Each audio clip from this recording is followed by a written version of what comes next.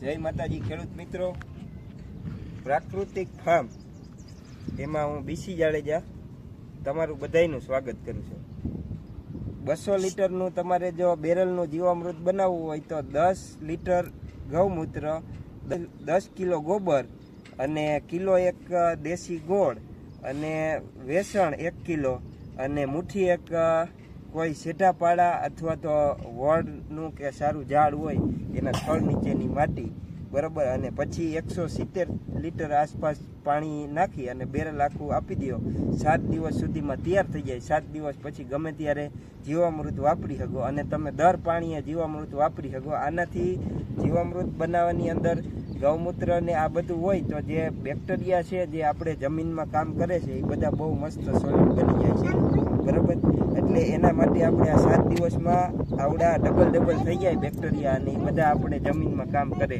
તો બીજા ફર્ટિલાઇઝર ખાતર જે કહેવાય છે બરાબર, કેમિકલ પેસ્ટિસાઇડ આપવા કરતાં આવડા દેશી પદ્ધતિથી આપણે આ જે બનાવી અને પ્રાકૃતિક રીતે ખેતી કરી અને શરીર સ્વચ્છ રહે, વાતાવરણ સ્વચ્છ રહે, પર્યાવરણ સ્વચ્છ રહે, એ માટે આપણો હેતુ છે બરાબર। તો આપણે પણ 1 વીઘામાં ચાલુ કર્યું છે આપણે પ્રાકૃતિક ખેતી, અને તમે પણ ખાવાનું બકાલું છે કે ઘર માટે તેલ કાઢવા માટે મગફળી છે, ઘરના દાણા છે બરાબર, અનાજ જે કહેવાય છે બાજરો અને ઘઉં, તો એ તમે પણ પોતા પૂરતું દરેક ખેડૂત બરાબર, આપણા ગુજરાત રાજ્ય ભારત દેશના દરેક ખેડૂત પ્રાકૃતિક ખેતી પોતા પૂરતું કરે તો બધા ખેડૂત વર્ગ આપણા ભારત દેશની અંદર વધારે છે।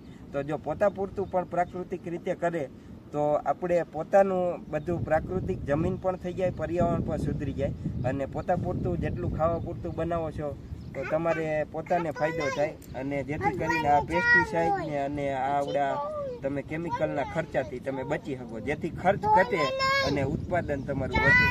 જય માતાજી।